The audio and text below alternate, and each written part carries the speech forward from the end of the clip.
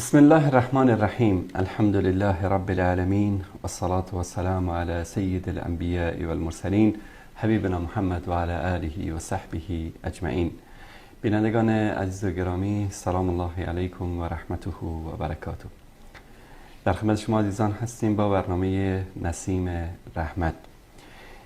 در این قسمت از برنامه در مورد جایگاه انسان در قرآن کریم می‌خواهیم صحبت بکنیم و مثل همیشه در خدمت حضرت مولانا عبدالسلام عابد هستیم. برنامه امروز در مورد انسان این موجودی که الله سبحانه و تعالی با بهترین ساختار او را آفرید و در مورد او فرمود که لقد خلقنا الانسان فی احسن تقویم. انسان را چه از نگاه جسمی و چه از نگاه روحی و روانی در بهترین شکل و صورت الله سبحانه و تعالی آفرید و برای هدایت این انسان پیامبران الهی را فرستاد، کتاب‌های آسمانی را فرستاد. در برنامه امروز می‌خوایم ببینیم که این انسان کیست و چه جایگاهی در نزد الله سبحانه و تعالی دارد و قرآن کریم، این کتاب جاودان الهی، در مورد انسان، این موجودی که اشرف مخلوقات است، چه میگوید. جناب حضرت مولانا خوش آمدید. سلام الله علیکم و رحمت الله و برکاته. جزاکم الله خیر و علیکم السلام و رحمت الله و برکاته. الحمد لله و الصلاة و السلام علی رسول الله و علی آله و صحبه اجمعین. راجع به انسان یقینا یک بحث های متعددی وجود داره، ولی از نظر ریشه لغویش که فکر بکنیم میتونه میره از انس بگیریم به معنای مخلوقی متمدن و اجتماعی. و بعض میگن که از نسیان اگر ببینیم به معنای مخلوق فراموشکار و خودخواه و خودطلب. در تعریف اصطلاحیش اختلافات بسیار زیادی است. هر کس به مکتب و مشرب خود یک تعریفی از انسان کرده است. خب که به حد تام است یا به حد ناقص است، یا به رسم تام است یا به رسم ناقص است، یک بار دیگه قضیه است. ارسطو یک تعریف برش میکنه، میگه حیوان ناطق است. بعض میگه که انسان تمدن ساز و فرهنگ آفرین. یک تعریفی که از لابلای نصوص قرآنی آدم بگیره میتونه بگیم که انسان خلیفه خدا و مجری احکام او در زمین. سبحان الله. و این تعریف خوشایند است. بله. روی اساس وقتی که در آیات الهی انسان را آدم ببینه، باز جامعیت انسان و جایگاهی از او از هر لحاظ آدم تعجب می کند. اول راجع به خلقتش و زینت و مقبولی و قامت بسیار زیبایی که خداوند متعال برای انسان داده. و این آیت آدم متوجه شود جلوه انسان عجیب می شود. الله می فرماید که خلق السماوات والارض بالحق و صورکم فاحسن صورکم. سبحان الله. آسمان ها و زمین را الله آفرید بالحق، به یک تدبیر محکم. بله. بعد میگه و صورکم، شما را صورت بخشید، فاحسن صورکم و الیه المصیر، پس زیبا ساخت صورت شما را. ببین که زمین و آسمان که آفریده شد، پس این کلش در خدمت تو قرار داد و به سوی بایی بازگشت است. برایش علم آموخت و علم آدم الاسماء کلها، همه حقایقی که هست ایران برش در تینت جای داد. بعد به حسب توانش او را مکلفیت میده با این کل قضیه که میده. مثلا لا یکلف الله نفسا الا وسعها، هر انسان را به مقتضای حالش الله مسئولیت میده و تکلیف میده. پس انسان مخلوق است که اگر خودش چیز را بخواهد و تنبلی نکند به اون جای میرسد. لیس للانسان الا ما سعى و ان سعیه سوف یرى. خامخا نتیجه نمیگیره. با این حالتش باز میگه که فتبارک الله احسن الخالقین. ما چی ساختیم مرحله ذکر می آخرین فتبارک الله، مرجع خیر الله است، چیزی با آفرینش را بسته می کند. درست.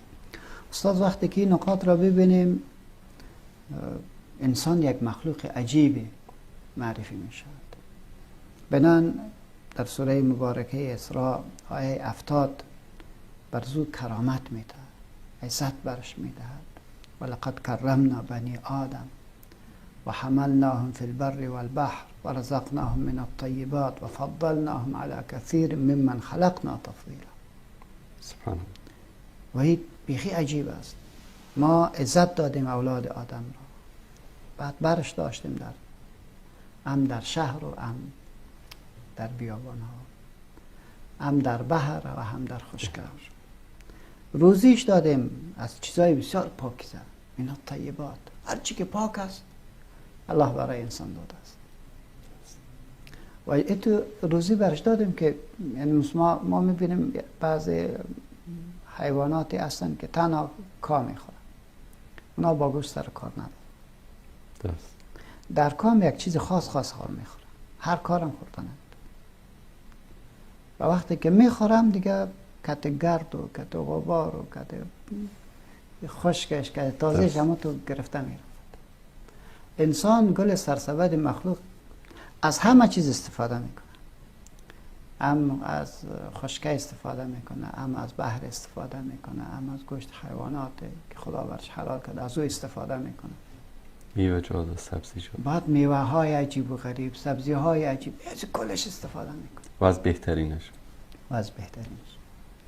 بعد استفاده خو میکنه، استفاده حیوانی وارد نمیکنه که هم تو گدورد بخوره، چیز زیبا استفاده میکنه. استاد ما یک سفر داشتم در طرف مالزیا، سر دسترخوان از نانی که تیار کرده بود دو جا به اصلاح سر من نان نوشته کرده بودن که خوش آمدین و صفا بخور.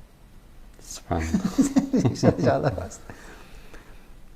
یعنی این ساختار چندن نعمت هایی که خدا برای انسان داده ایره که انسان سر سفره منظم میچینه، در وقتی که قبل از اینکه تو رو بخوری، وقتی که جمعش میکنی گرد ورد میکنیش.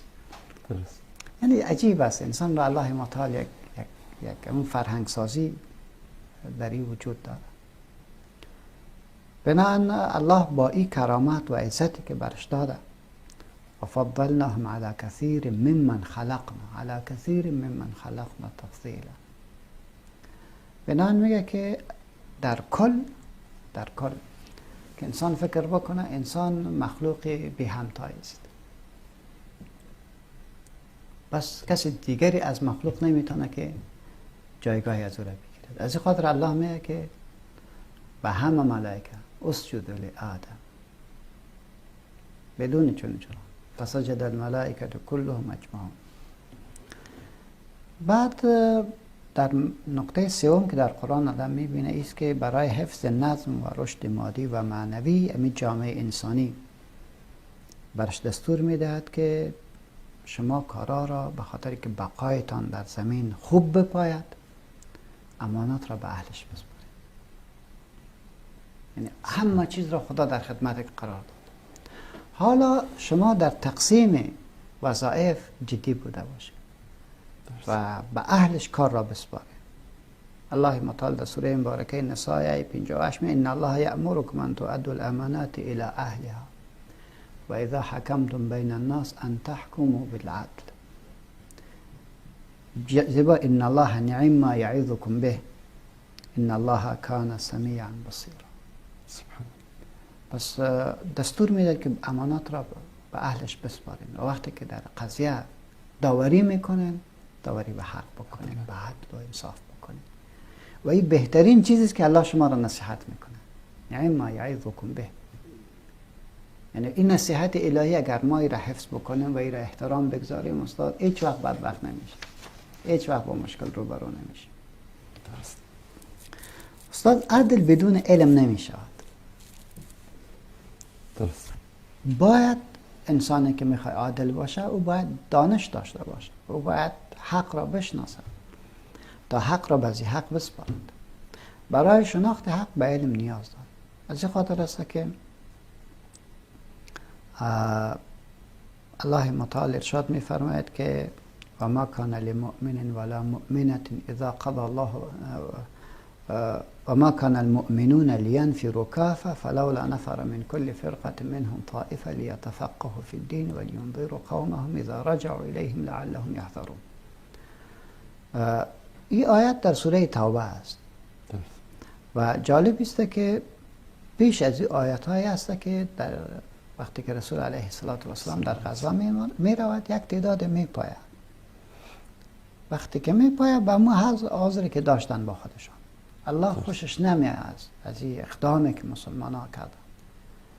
پیام میداد که و ما کان لأهل المدینه و من حولها من الاعراب ان یتخلفوا عن رسول الله. این مناسب شأن مسلمان نیست درست. که پیامبرش به جنگ بود اینا دخالت داشته باشه. این آیت که نازل شد چنان یک حالت عجیبی را مسلمان ها پیدا کردن که از این بعد که مسئله میشه برای کلگی میرفتن، کسی که کار داشت، کسی که نداشت، کسی که مریض بود، کسی که جور بود، کسی که جوان بود، کسی که ریسفید بود. میگه خود تهدیدی است که ما نمیتونیم چطور کجا باید بشیم. درست. انفروا خفافا و ثقالا و جاهدوا باموالکم و انفسکم. وقتی که شوقی علاقه را میبینه که کلگی میره، الله متعال اکنون انسانیت را متوجه به اصل موضوع میکنه که این جنگ ها به خاطر از این نیست که ما کشور کسی را بگیریم، مالش را بگیریم، متاعش را بگیریم، اونا را زندانی بکنیم، اونا را به قتل برسانیم. برای از این نیست، بلکه برای از است که ما یک امانت بسیار بزرگ داریم که را باید برش انتقال بدیم. اصلا هدف ای است. هدف ایست که شما چگونه عدل را اقامه بکنید، چگونه حق را به ذی حق بسپارید و این بدون علم ناممکن است. از این خاطر یک تعبیر میکنه که و ما کان المؤمنون لینفروا کافة. این مناسب مسلمانی هم نیست که کلگی براین و اصلی از این که چرا برای چی براین این را تا هنوز درست نگرفته باشد، قوی نگرفته باشد. بنان میگه که فلولا نفر من كل فرقة منهم طائفة لیتفقهوا فی الدین. پس چرا نمی باشد در میان هر طایفه گروهی که باید زانو بزنن برای علم، لیتفقهوا فی الدین. بعد از که علم را گرفتن ولینذروا قومهم اذا رجعوا الیهم، بعد بترسان قوم خود را از آینده ای که پیش رو دارن تا که از قدم های غلط جلوگیری بکنن. حالا ببینین که اول خود مناسب نیست برای و ما کان المؤمن لینفروا کافة، نباید مسلمان همشان براین. فلولا نفر من كل فرقة منهم، چرا نباشد در میان هر فرقه طائفتون یک گروپ کوچک. یعنی فکر بکنین که 100 نفر را چی بگیم؟ فرقه بگیم. درست. در مابین 100 نفر چرا 10 نفر نباشد؟ لیتفقهوا، تا تفقه حاصل بکنن در دین. تفقه استاد از باب تفعال است و در این باب سختی است. درست. یعنی هر کس فقیه شده نمیتونه، باید زحمت بکشد، باید تکلیف بکشد. با تعبیر دیگر جنگ خو سخت است، خو علم سختتر از جنگ است. از این خاطر میگه لیتفقه، تا تفقه حاصل بکنه در دین. حالا وقتی که تفقه حاصل بکنه در دین، این تفقه را یک بار باز فکر بکنیم که یعنی کی؟ کسی که بتاند، کسی که بتاند، فقیه کسی که بتاند سخن را با دلیل و با ثبات عرضه بکند، این را ما فقیه میگیم. این در صورتی که میشه که ما از باب مزید بگیریم و صفت مشبه بدانیم و اگر اسم فاعل بگیریم از باب مجرد، در اینجا به معنای کسی است که همیشه به مقتضای زمان پیام را عرضه می‌دارد، توان از این را داره که تجدید بکنه پیام را، توان از این را داره که تجدید بکنه فتوای خود را بر حسب زبان و مکان. به حسب زمان و مکان. این را میگن فقیه. بنان او انسان با این زیبایی که برای تو داده شده، با این امکاناتی که الله متعال در اختیار تو گذاشته.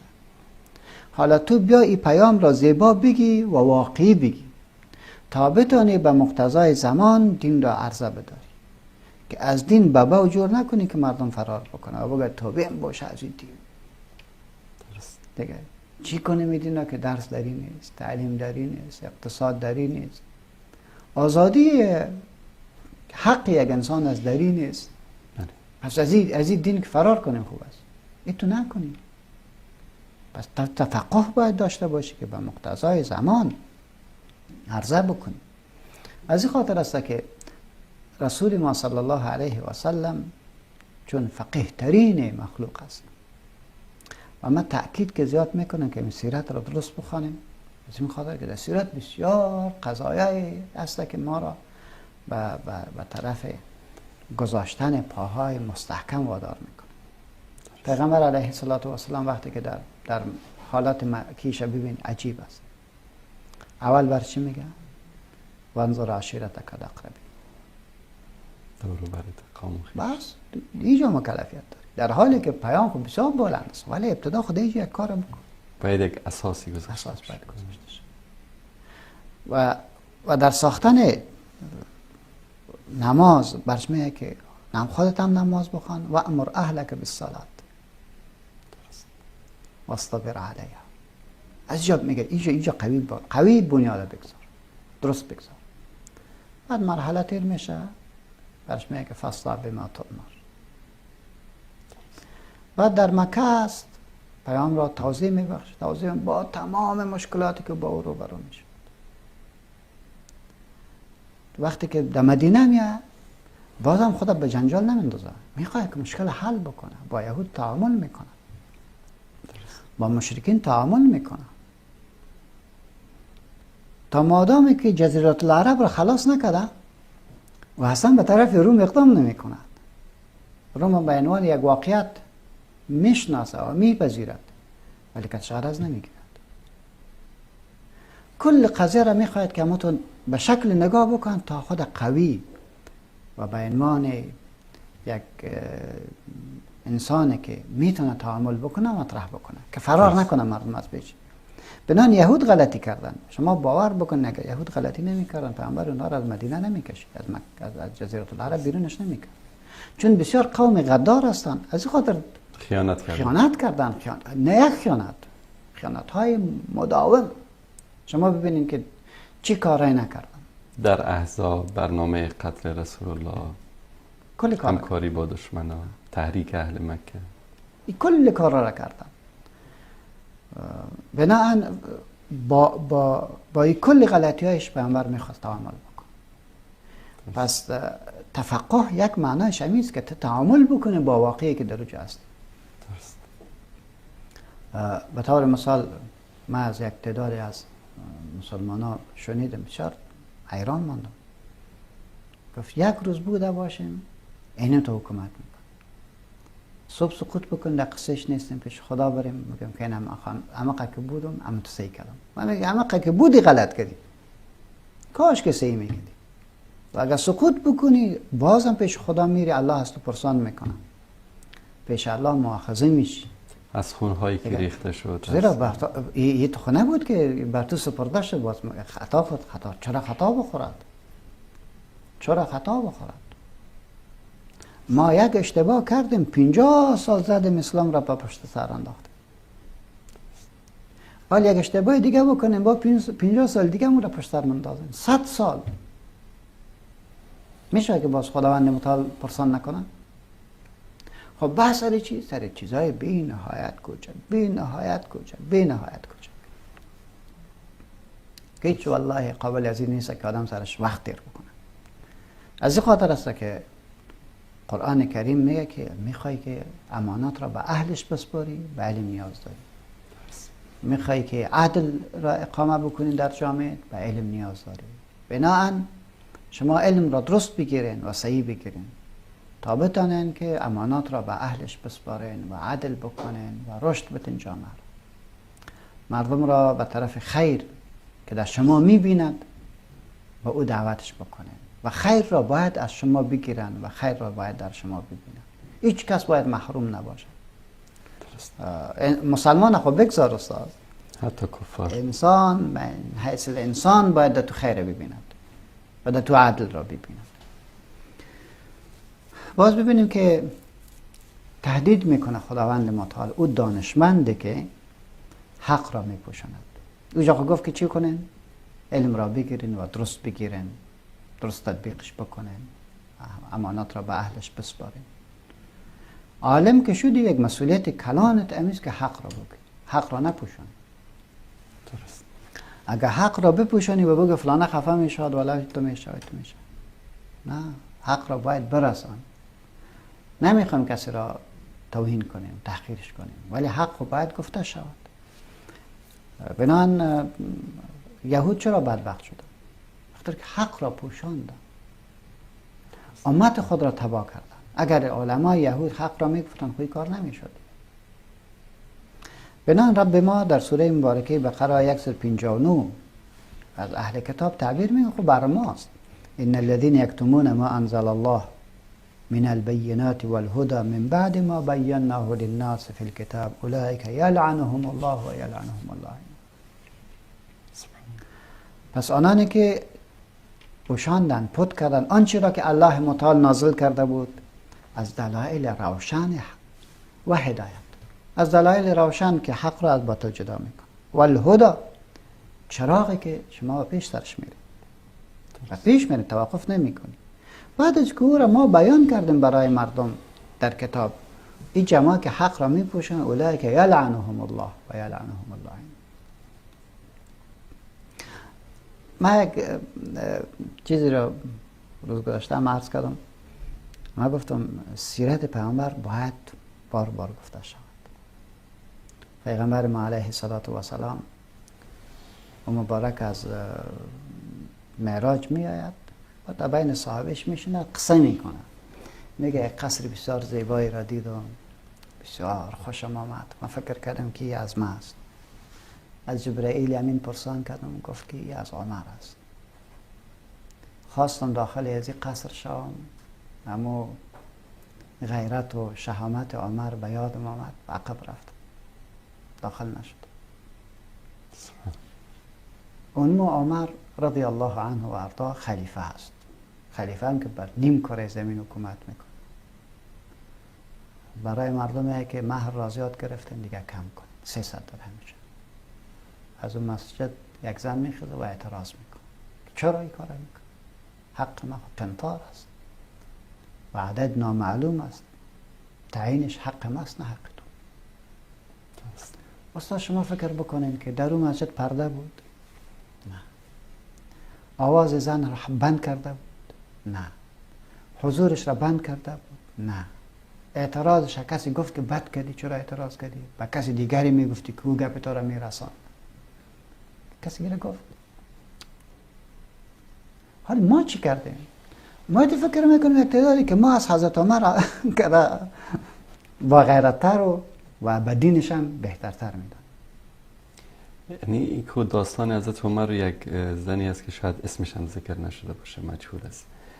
وقتی که عاص ابن ربیع قبل از اینکه مسلمان بشه از قافله‌ای که فرار کرد و به مدینه به خانه همسرش به اصطلاح رقیه پناه برد.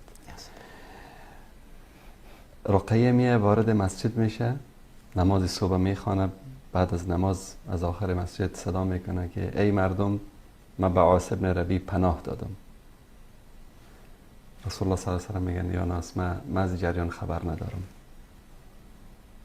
بعد از اون میان به دخترشان میگن که فقط بسترت از او جدا بکن، نمیگن که بیرونش کن، نمیگن که تو چرا آمدی در مسجد به یک مشرک به یک کافر پناه دادی. این سیرت کجاست در زندگی ما امروز؟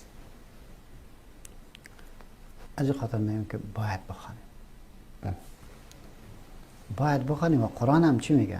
فَإِنْ آمَنُوا بِمِثْلِ مَا آمَنْتُمْ بِهِ فَقَدْ اهْتَدَوْا. از صحابه که با غیرت نیستیم و از صحابه که دین هم خوب نمیفهم، میره باید قطعا کلگی بفهم و ایره باید از جمله مسلمات مسلمان باشه که نه مقام ما با صحابه میرسد، نه علم ما با صحابه میرسد، نه محبت ما مساوی شده میتونه محبت کنها با دین و با اسلام با پیغمبر داشتن. نه، اونا گروه مختصی بودن. نه اینی زندگیشون بود، یعنی تعاملشون بود. از این خاطر است استاد که تهدید میکنه حق را نپوشانه، حق را واضح بگوین و باید بدانن که حق چی است. دین را نپندانن و به اجتهادات شخصیتان و سلیقه های شخصیتان. تو که در قریت کدام سلیقه داری او را سر کل امت تطبیق بکن. سلیقه شخصی در جای خودت بگذار. از این خاطر است که میگه زندگی شخصی تا رقم که میخوای داشته باشی، حق نداری که زندگی دیگر را تخریب بکن. از این خاطر میتونی که برای زندگی شخصی خود تو یک رقم نان بخوری، ولی اگر حاکم هستی تلاش بکن مردم 20 رقم نان بخوری. تو برای زندگی شخصی میتونی خیمه بزنی، تو زاهد باش برای خودت باش، ولی وقتی که میخوای که حکومت بکنی تو مکلفیت داری 20 منزله و 200 منزله را برای امت بسازی. قضیه همی است. ما باید بفهمیم که در مقابل مردم و در مقابل ملت مسئول و جواب باید داده شود. استاد مسئله ششم را قرآن کریم مطرح میکنه که برای تصریح روند اصلاح و نشر مفاهیم والای اسلامی و بلند بردن ظرفیت ها در سوره مبارکه نحل آیه 125 میخوانیم. میگه ادعو الی سبیل ربک بالحکمه والموعظة الحسن وجادلهم بالتي هي احسن ان ربك هو اعلم بمن ضل عن سبیله و هو اعلم بالمهتدین. علم را گرفتی؟ بله. به علم حق را به حقدارش مسپاری، عدل میکنی، حق را تبیین میکنی، ولی به این معنا نیست که حق یک ساتول بوده باشه که در فرق کسای زده برو میگه این حق نیست. نه، ای حقی که تو میخوای برای انسان برسانی من حیث انسان، اینی شیوه را که ادعو الی سبیل ربک بالحکمه. حکمت چی را میگه؟ میگه تبیین و بیان یک قضیه به مقتضای ذهن یک انسان. سبحان الله. ذهن چقدر است؟ یعنی تکلم الناس على قدر عقولهم. اما تو کتش گپ بزن. ادعو الی سبیل ربک بالحکمه. حکمت خو یک دفعه گفتی فراموش میکنن، دقیق نمیگیرن. و الموعظه بار بار بگو. موعظه یک تعبیرش بار بار گفتن است. برخطا نشو برش. استا گفته تا جای گزین شود، بشیند در جایش. دو گروپ جور می شود. به حکمت یک گروپ جور می شود از این انسان ها. به موعظه دوم گروپ نصفش جور می شود. و جادلهم بالتی احسن. باز مجادله بکن با اون مردمی که بازم موعظه را گوش نکردن. اون شیوه ها را به کار برش ببر که اون نیکوتر و سزاوارتر است. یعنی چی؟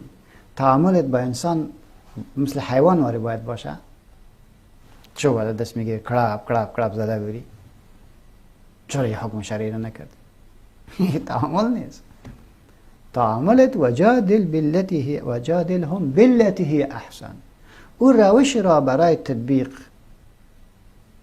اختیار بکو که سزاوارتر باشه از حیث بقا، از حیث قبول، نه از حیث تهدید.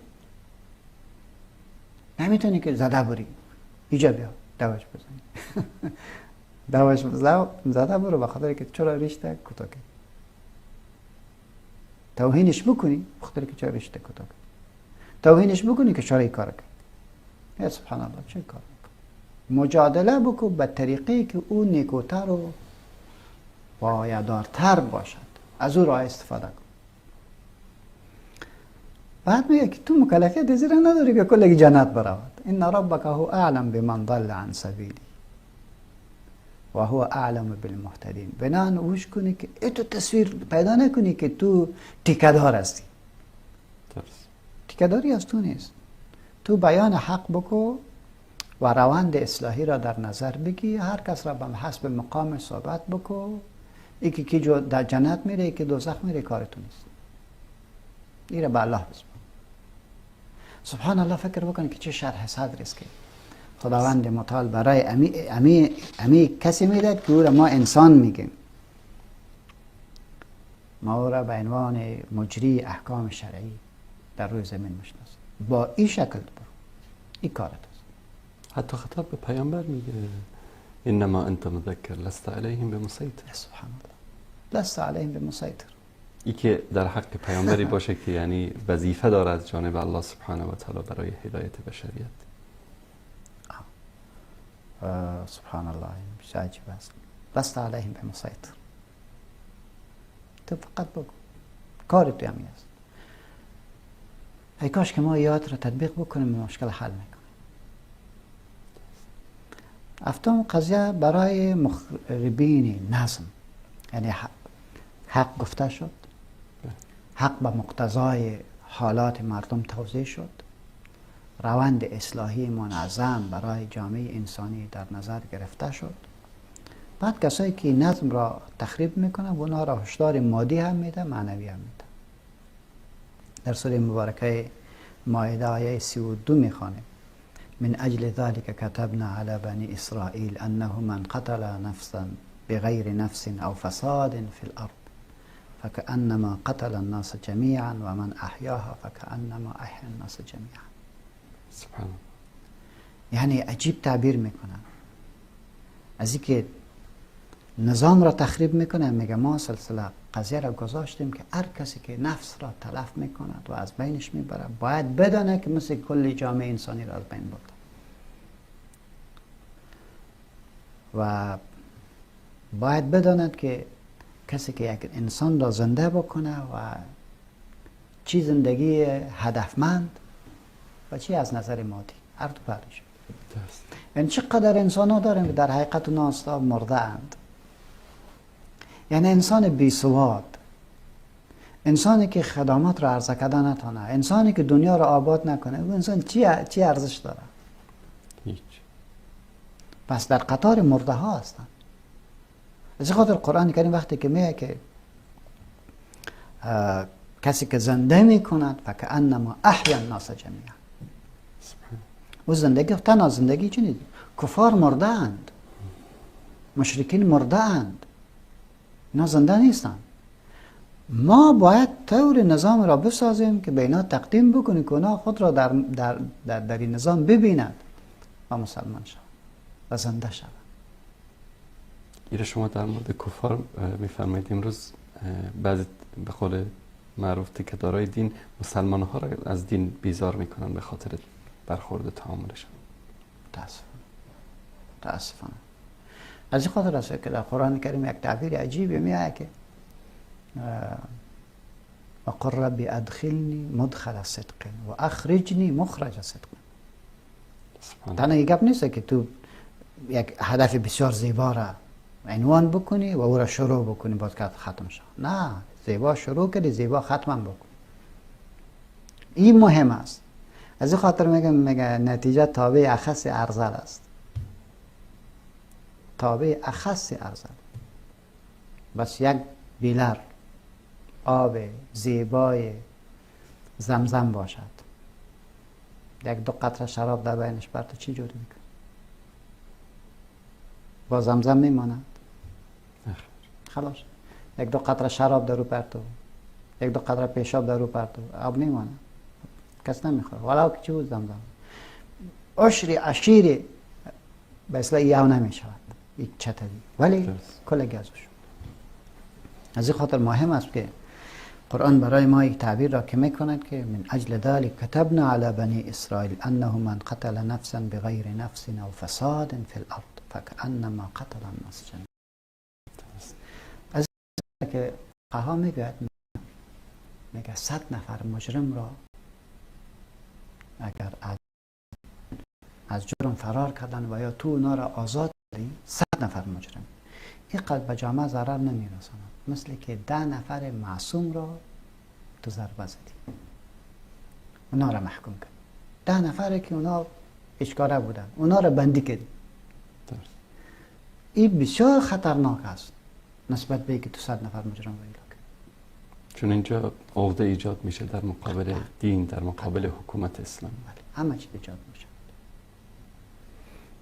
جناب مولانا اگر اجازه شما باشه یک میان برنامه ببینیم. خوب است. بینندگان عزیز گرامی، میان برنامه میبینیم و بعد از اون باز با موضوع انسان در قرآن کریم در برنامه نسیم رحمت با شما عزیزان همراه خواهیم بود.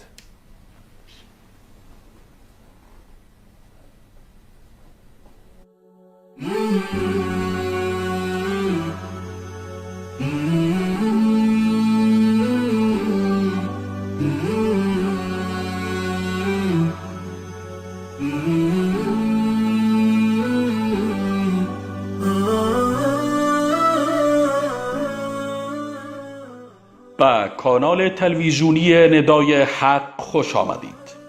اگر تا کنون عضو کانال ما نشده اید لطفاً کانال ما را سابسکرایب نموده و دکمه زنگوله را فشار دهید تا از جدیدترین ویدیوهای جالب ما مطلع گردید.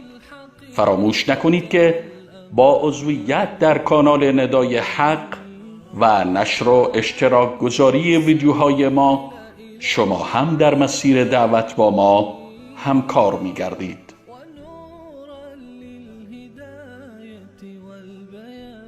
ندای حق، ندای توحید و حقیقت.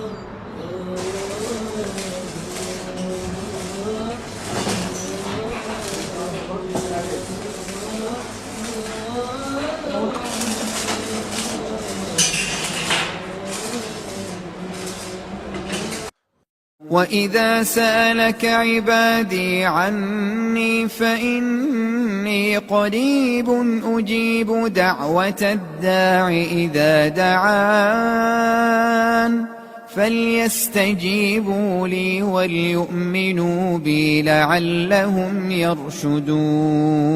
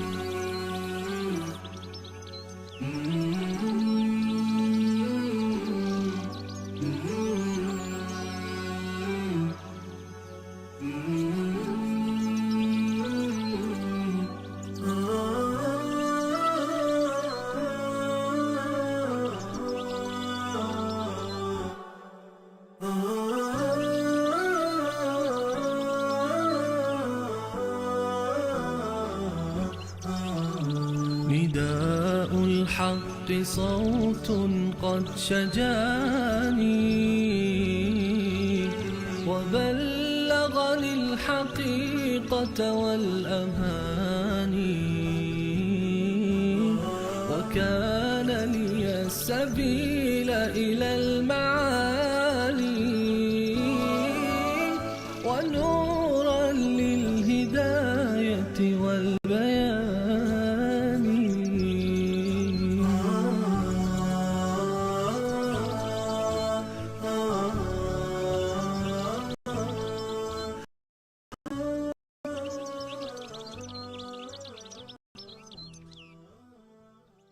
يا أيها الناس قد جاءتكم موعظة من ربكم وشفاء لما في الصدور وهدى ورحمة للمؤمنين.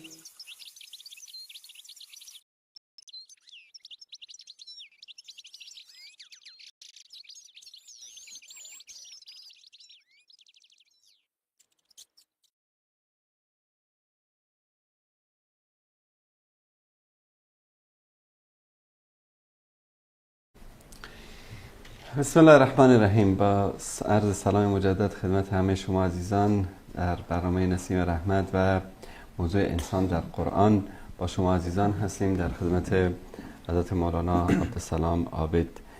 انسان این موجود عجیب، قبل از برنامه با جناب مولانا میگفتیم که خداوند عجب موجودی آفرید است ما انسان ها و در مورد جایگاه این موجود انسان در قرآن کریم، وظایفش و اینکه این انسان چگونه باید آن وظیفه‌ای که الله سبحانه و تعالی به او سپرده است در این دنیا انجام بدهد در این برنامه صحبت خواهیم کرد. جناب مولانا. بله استاد، ما به این جای رسیده بودیم که جایگاه مادی و معنوی را که خدا برای انسان داد، بعد او را مکلفیت میدهد که باید زمین را آباد بکنه و آبادی کردن نمیتونه مگری که منهج را باید بپذیره که به اساس از اون منهج امانت را به اهلش بسپاره و عدل را استحکام ببخشه. درست. بعد اگر کسی این عدل را که ساخته شده، منظم شده، دنیا در یک چوکات خیلی خوب قرار گرفت، اگر کسی تخریبش میکنه گویا که در حقیقت کل دنیا را تخریب کرد و اگر یک انسان را میکشه مثل که کل انسان را کشت. اگر سبب حیات یک انسان شود گویا همه انسانیت را زنده کرده است. از این خاطر میگه ولکم فی القصاص حیات یا اولی الالباب. جامعه‌ای که انسان در روز زندگی میکنه یک جامعه منضبط است و دقیق است و با منهج است. اگر کسی پا را غلط میگذاره در موردش مؤاخذه میشه. از این خاطر است که در جامعه های بسیار بزرگ و متمدن ما میبینیم که اگر کلمه که تخطی کردی مؤاخذت میکنه. در دبی اگر تو از سرک بدون امرایی که بر تعیین شده بری جریمت میکنه. امیر قماطه را ببین در کجا استاد بکنیم جریمت میکنه. بنان انسان مخلوقی آزاد است ولی در چوکات باید زندگی بکنه و چوکات باید به شکل رعایت شود که سبب تصادم حقوق دیگران نشوی و روند پیشرفت جامعه را متوقف نکنی. یعنی ظلم نباشد، عدالت برقرار و این عدل نمیآید مگر اینکه تو دانش داشته باشی. اون مسئله معروف میگن که الملک یبقى مع الکفر ولا یبقى مع الظلم. بنان اگر ما در نظام اسلامی مسلمان خود بگذار که حقوق خود داره، جیب حقوق داره، هیچ کس بر کسی برتری نداره جز با تقوا. درست. الله میگه که مسلمان را خود بگذار بلکه کافری که نظام را پذیرفت و محارب با تو نبود، تو نباید حقوق از او را زیر پای کنی. و دستور میده در سوره مبارکه ممتحنه آیه 8 لا ینهاکم الله عن الذین لم یقاتلوکم فی الدین ولم یخرجوکم من دیارکم ان تبروهم و تقسطوا الیهم ان الله یحب المقسطین. انصاف باید بکنی. خدا انصاف کنندگان را دوست دارد. با آنانی که همراه شما جنگ نمی کند و شما را از خانه‌تان بیرون نکرده.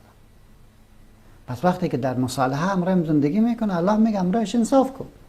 الله انصاف کنندگان را دوست دارد. نه تنها انصاف بلکه نیکی هم بکن. تبرو. سبحان الله. بناهن وقتی که این نقاط را جمع بکنیم و هر تعدی که بر انسان صورت میگیرد اسلام عزیز او را به عنوان یک لکه بدنامگی برای جامعه انسانی معرفی میکنه. سبحان. در وقت جاهلیت تعدادی از خانواده ها طفلش را به خاطر از این میکشتن که ولی نان زیرکی میدن. خیلی بسیار مشکل است. الله میگه نحن نرزقکم و ایاهم. شما را ما روزی میدیم، اینا را ما روزی. چرا اینا را میکشید؟ چرا این کار را میکنید؟ در پهلوی از او که یک تعداد میکشتن به غیرت جاهلانیش. غیرت جاهلانیش میکشید. والا چطور میشه که دختر باز کلان شد باز یک کسی به خطبه و خواستگاریش بیاد من دیگه چی بگم؟ پس از این که در خانه کسی نبیاد و این دختر باید به قتل برسه. یعنی اتفاق بکن 18 سال بعد این میاندیشیدم دختر امسال میشد اوجا میگه که کلان شد باز یک کسی بیاد که دختر تا برام کدام طرف فکر کرد؟ هیچ لحظه فکر نکرد که این مادری که تو رو به دنیا آورده بود این در کجا بود؟ این فکر نکرد. از این خاطر قرآن کریم میگه که و اذا الموءودة سئلت بأي ذنب قتلت. یه تو روزگاری داری که پرسیده شود از یک طفل معصوم بیچاره بأي ذنب قتلت، با کدام گناه کشته شد، چی کاری کرده؟ علی قتل تنش استاد امین قتل میگن که باید یک نفر کشته شود، یا قتل ایران میگن که او محروم تمام ارزش هایی که در جامعه انسانی قبول شده است او را محروم میکنه. این قتل نیست. استاد شما باور به خدا بکنین، وقتی که من در دنیای دیگری میبینم که نانش میخورن، خانهش چه رقم است، زندگیش چه رقم است، برقشان چطور است، خدمات شهریشان چطور است، صحتشان چطور است، امکاناتشان چطور است، بعد میرم ملت مظلوم خود را میبینم، این ملت مظلوم و بیچاره، بعد کسی هم در فکرش نباشد و دیگه هم میره بکوبه. چی جور میشه ملت؟ ما کجا میریم؟ از این خاطر خداوند متعال میگه این لکه بدنامگی است که در تاریخ بشریت تیر شده. و اذا بشر احدهم بالانثى ظل وجهه مسودا وهو كظيم يتوارى من القوم من سوء ما بشر به ایمسکه علی هون ام یدسه فی التراب. بس این تعبیر میکنه یک بار قهرشان و دختر در خانه ما شده. لا حول ولا قوة الا بالله. در خود میگیم این غیرت و ننگ جاهلی که متاسفانه در کشور ما وجود داره. غیرتش میگه که مثلا دخترش بره درس بخوانه، اما فردا زنش پیش یک دکتر هندی میبره در هندوستان به خاطر علاج. لا حول ولا قوة الا بالله. از خاطر خداوند متعال برای ما چی میگه؟ میگه با اطفال در کل خوبی باید بکنی و طبیعت انسانی است که انسان با اولادش خوبی میکنه. و یک تعدادی که محروم هستن، یتیم شدن، با اونا چی میکنی؟ با پیامبرش مستقیم دستور میده و میگه که فاما الیتیم فلا تقهر، فاما الیتیم فلا تقهر. این پیام است. خب چرا؟ خاطر که انسان از جایگاه داره، محترم است، او کلان می شود، او دارای جایگاه باید باشد. تعامل نیکو با سائل و اما السائل فلا تنهر. خب چرا یتیم تو باید سرش قهر نشه؟ چرا یک بینوار از خانه نرانی به توهین؟ بخاطر که انسان است. درست. بخاطر که انسان گپ دیگه نیست. یعنی او سگ نیست که بوی چقدر، او انسان است. درست. یکی از علما امیره میگه جایی که شما فقیر دیدین بفهمین که در جامعه کسی حقش دزدی کرد. عدالت نیست. عدالت نیست. بنان بیوازی که یتیم را برانی، پرسان که چرا مسکین را برانی، سائل را برانی، پرسان که کجا حقم شده. یا مثل عالمی که میگه اگر در جامعه کسی کشته شد و قاتلش پیدا نشد، قاتلش حکومت است. قاتلش حکومت است. قطعا در هیچ شک نکن. و بهترین گپ داده. میخواد نمیشد که کسی به قتل برسد توی گپ. خب ما پرسان میکنیم. کجا پرسان میکنیم؟ تعامل نیکو با سائل به خاطر عزیز که او انسان است. درست. نراندن یتیم به خاطر عزیز که او انسان است. او یتیم صبح آقای از جامعه است. اگر تو برانیشه و قهر سرش بکنی مشکنه. مشکنه. وقتی که شکست دیگه از او چیز جور نمیشه. بناهن دوری از تعامل فاسد در بازاری که در بازار انسان در بازار باید غلط باشد. زیرا انسان خود نماینده خدا در روی زمین است. بهترین مخلوق است. مسجود ملائکه شده. کل کائنات برش آفریده شده. پس چرا بازارش یک بازار با عدل نباشد؟ تهدید میکنه ولا تبخسوا الناس اشیاءهم ولا تعثوا فی الارض مفسدین. این کار نکن. تصریح میکنه که در وزن باید چی بکنی؟ در وزن باید عدل را نگاه بکنی. ترازوت باید بشکنه ولی زو با کس دیگری بپرداز.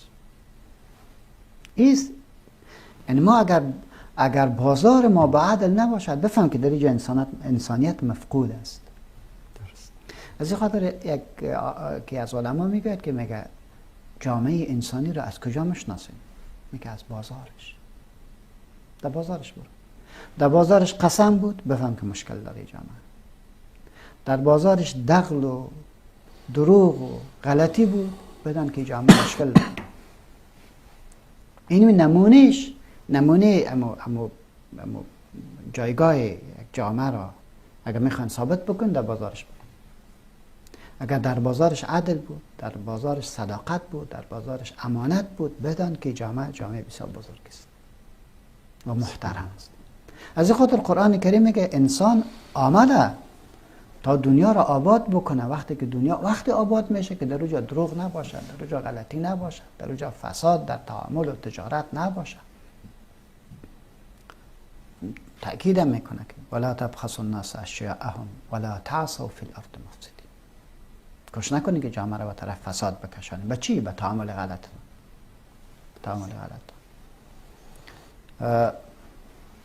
در تعامل خوی را میگه این جامعه بلند و نیرومند انسانی، کسایی که در این جامعه زندگی میکنن که مسلمان هستن، در ظاهرش نباید تو بوده باشه که ظاهر تملق بکنه، صحیح بکنه، ولی در باطنش خبث باشه در مقابل یکدیگر. این کارا نکنه. یا ایها الذین آمنوا اجتنبوا کثیرا من الظن ان بعض الظن اثم ولا تجسسوا ولا یغتب بعضکم بعضا ایحب احدکم ان یأکل لحم اخیه میتا فکرهتموه واتقوا الله. ای مسلمان، از بسیار گمانا چی بکن؟ اجتناب بکن. زیرا بسا از گمانا چی هست؟ گناه هست. این کار نکنی. سبحان الله، بر ما ایره دستور میده که این کار نکن که تو گمان بد بکنی. زیرا اگر گمان کردی گمان بد، در درونت یک قوای شیطانی پیدا میشه که تو را به تجسس وادار میکنه. تجسس که کردی خوب انسان است، از اشتباه خالی نیست. یک خلا را پیدا میکنه، او خلا را دیگه علاج بده، دیگه هر جا برو دیگه. سبحان الله، فلان را مشتم ما گمان میکردیم که این تو بود، ما آخه این تو بود، همون تکرار. جامعه‌ای که قرآن میخواه برای انسان که گل سرسبد مخلوق است، میگه این تو یک جامعه است که در او گمان بد نیست. ایره خب بگذاری که غیبت بکنی، ایره خب بگذاری که تهمت ببندی. جناب مولانا الله متعال میگه گمان بد نکنین که منجر به تجسس و غیبت میشه. امروز بر اساس گمان بد انسان مسلمان رو میکشن. گمان میکنن که فلانی شاید فلان فکری داشته باشد، هم حکم قتل صادر میشه بدون محاکمه. لا حول ولا قوة الا بالله. استاد برای حفظ کیان جامعه دستور به انصاف باز میدهد. جامعه انسانی خدا را میخواهد که توسط انسان‌ها اداره میشود. یا ایها الذین آمنوا كونوا قوامین لله شهداء بالقسط ولا یجرمنکم شنآن قوم على الا تعدلوا اعدلوا هو اقرب للتقوى واتقوا الله ان الله خبیر بما تعملون. در سوره مبارکه آیه 8 میخوانیم یا ایها الذین آمنوا كونوا قوامین لله. همیشه به خاطر خدا ایستاده شوید. در هر جای، هر سخنی که میگی به خاطر خدا ایستاده شوید. انسانی که خدا او را قیمت در زمین میده، امیسته. شهداء بالقسط، در حال گواهی باید به چی بتین؟ به انصاف بتین. ولا یجرمنکم شنآن قوم، وادارت نکنه بدی که با یک قوم داری، تو با اونها داری جنجال داری، علی الا تعدلوا، که عدل را زیر پای بکنین. اعدلوا هو اقرب للتقوى، عدل را رعایت بکنید که این عدل نزدیکترین چیزی است که شما را به تقوا میرساند. یعنی سبحان الله، عدل میگه در فطرت انسانی جای دارد. اگر اقامش کردی زود به کجا میرسی؟ تقوا. تقوا همون ملاکی است که خدا به انسان تعیین کرده. سبحان تو باید انسان ان اکرمکم عند الله اتقاکم. علیکم الصیام کتب علیکم.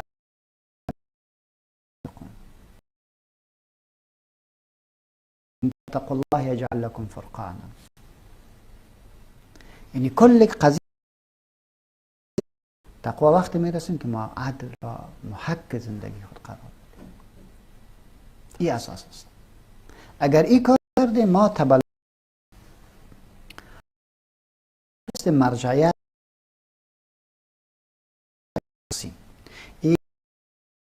در که الله متعال انسان را گل سرسبد مخلوق آفرید، او را تکلیف داد که جامعه انسانی را باید بسازد و نمیتونه بسازد مگری که علم داشته باشد، مگری که امانات را به اهلش بسپاره، مگری که باید عادل بوده باشد، مگری که از تجاوز بر حقوق دیگر را دوری بکنه، مگر تا اینجا رسید. اصل بدبختی ما از کجا شروع میشه؟ اصل بدبختی ما از شروع میشه که قانون را ما در اختیار بگیریم. به اسم خدا گپ بزنیم. قانون خدا نماینده مطلق خدا بدانیم از زمین. مرجعیت الهی را ختم بکنیم، خود ما مرجع برای قانون شد. ولایت فقیه. بس ولایت فقیه شد. از خاطر الله متعال میگه یا ایها الذین آمنوا اطیعوا الله و اطیعوا الرسول. بدون چرا از خدا و پیامبر چی کنیم؟ اطاعت بکنیم. این اساس است. یا ایها الذین آمنوا اطیعوا الله و اطیعوا الرسول. نمیگه و اطیعوا اولو الامر. نه. و اولو الامر منکم. یعنی اولو در الامر روشنی قال الله و قال الرسول از اولو الامرتان چی کنین؟ اطاعت. درست. خب فان تنازعتم فی شیء فردوه الى الله والرسول. فردوه الى الله والرسول ان کنتم تؤمنون بالله والیوم الاخر ذلك خیر و احسن تأویلا. سبحان الله. یعنی تنازع با ولی امر، کسی جرأت میکنه امروز با ولی امر بگه که بالای چشمت ابرو است، چه برسه که منازعه بکنه؟ امیسته که جامعه‌ای که خدا میخواه برای انسان معرفی بکنه، خود تو یک جامعه است. یعنی کوچکترین فرد جامعه حق داره که در حقا. مقابل حاکم بیسته بگه که کار تو اشتباه است. بله. ما نمونه اسلام ما که چیق میزنیم که او دنیا شما مرهون اسلام هستین، بیاین اسلام را بپذیرین و مسلمان هم بگویم که دیکتاتوری نکو. حضرت ابوبکر ولیتو علیکم ولست بافضل منکم. شما خوب نیستم. اگر کج شدم چی میگه؟ راستم بکن. فقومونی. پس اسکر چی میخواد؟ شمشیرش میکشه. به این راست میکنه که کج شدی. چی میگی تو؟ یعنی چیزی که ما افتخار ماست در دین امیست. بدان در اینجا مهم نکته اینجاست که ما قانون در اختیار خود نگیریم، بلکه ما مجری قانون بوده باشیم که خدا برای ما تعیین کرده. درست. و در ضمنش ببینن که ما یگان گفتگو می داشته باشیم. فإن تنازعتم فی شیء معکی اولو الامر که تطبیق کننده و مجری است. فردوه الی الله و الرسول. بعد تأکید میکنه ان کنتم تؤمنون بالله والیوم الاخر. ذالک مرجعیت به خدا و پیامبر بتن، این بهتر است. خیر و احسن تأویل. این بهتر هم است. بهتر است و نتیجه خوبم در آینده میده. ثبات برات میده. بعد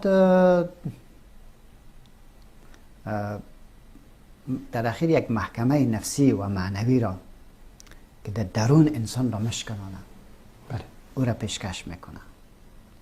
در درون انسان را مشکنانه که خوب ببینی که هر چی کردی تو نیست که تاریخ را یک بار بخوان. هارون رشید چه شد؟ تاریخ بخوان. تاریخ بخوانن که چنگیز کجا شد. تاریخ بخوان که عمر بن عبدالعزیز کجا شد. تاریخ بخوانن. تاریخ معاصر کشورتون را بخوانن. کجاست؟ پس احمد شاه ابدالی کجا شد؟ میرویس نیک کجا شد؟ ترکی کجا شد؟ حفیظ الله امین کجا شد؟ کجا شدن؟ از این خاطر یک در سوره مبارکه فصلت آیه 46 یک پیام میدهد. من عمل صالحا من ذکر او انثى وهو مؤمن فلنحيينه حياة طيبة ولنجزينهم اجرهم باحسن ما كانوا يعملون. سبحان الله. هر که من عمل صالحا، هر که کار شایسته را انجام بده در حالی که او چی باشد؟ معتقد و باورمند باشه که من خلیفه خدا در روی زمین هستم و مکلفیت دارم. چه زن باشه چه مرد. من ذکر او انثى، مرد باشد زن باشد. اگر این خود را پابند نظام بداند فلنحیینه حیاة طیبه. کل جنجال سر چیست؟ سر زندگی با امن و با عزت و زیبا. کل گپ است. یعنی هر جنجالی که شما در دنیا میبینین برای عزیزی که میگن من میخوام که خوب زندگی کنم. کل مظاهره به خاطر چیست؟ خاطر خوب زندگی کردن. جنگ به خاطر چیست؟ خوب زندگی.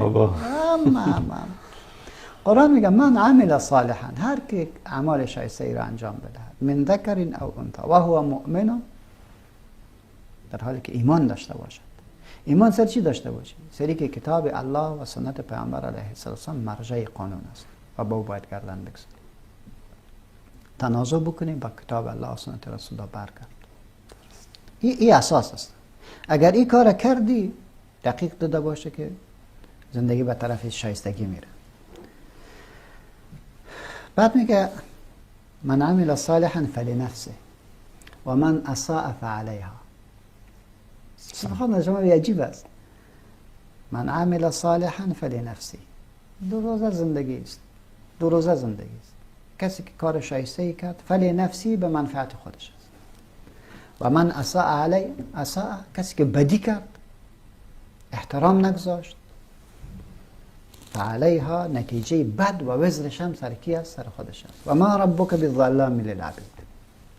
خوب فکر بگو که پروردگار زیاد ستمگر بر بندگانش نیست. ظلام صیغه مبالغه است. میگه چرا این را میارم؟ میگه اگر اندکترین ظلم الله بکنه در حقیقت بسیار بزرگ است. چرا؟ ظلم نتیجه جهل است. ظلم نتیجه بیعدالتی است. ظلم نتیجه ضعف است. صحیح شد. خدا نه ضعیف است نه جاهل است. صحیح شد. بنابراین الله ظلم نمی کند، نفی می کند. و ما ربک بظلام للعبید. پس این نظامی که بر تو داد، این کفاره که بر زد، این کلش به خاطر اینه که به خیرت است. من عمل صالحا فلنفسه و من اساء فعلیها. پس برای خود. فمن یعمل مثقال ذره خیرا یره و من یعمل مثقال ذره شرا یره. پس اختیار به خود است. حال دیگه تا اینجا آمدی. در سوره مبارکه لیل آیه 15 الی 10 کلش یک تعبیر جالب بسیار بلند میدهد که فاما من اعطى واتقى وصدق بالحسنى فسنيسره لليسر. بس فاما من اعطى، چی را اعطا؟ این ارزش ها را عطا بکنن، مسئولیت داری. فاما من اعطى، برای کی میدی؟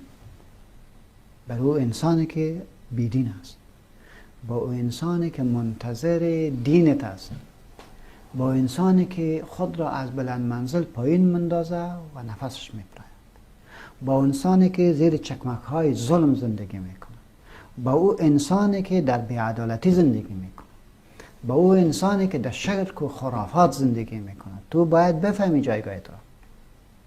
اما من اعطا، این خادی نیست که ما بگم لا اله الا محمد رسول گپ خدا شد. نه، ما مکلفیت داریم که دین را برسانیم. رساندن دین استاد بس بسوته همیشه نیست. درست.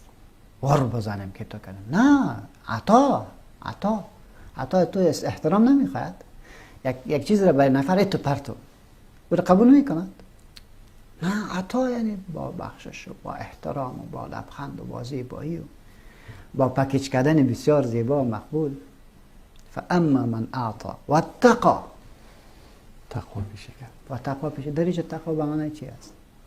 یعنی در بدلش خودش چیزی نخواست.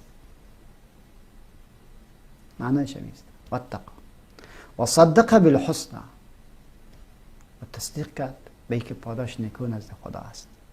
تصدیق کرد این پیام زیبایی که در اختیارش است. فسنیسره لليسر، ما هم دیگه بر راه را باز میکنه. میری دیگه همیشه فتح است توست، پیروزی است توست، حکومت است توست، نظام است توست. پیش میری. و اما من بخل و استغنا و کذب بالحسنى فسنیسره للعسرى. اللهم شما. آمین. رب العالمین خیر را نصیب ما بکنه. توفیق از الله عنایت بکنه که دین ما بدرنگ نکنه. آمین.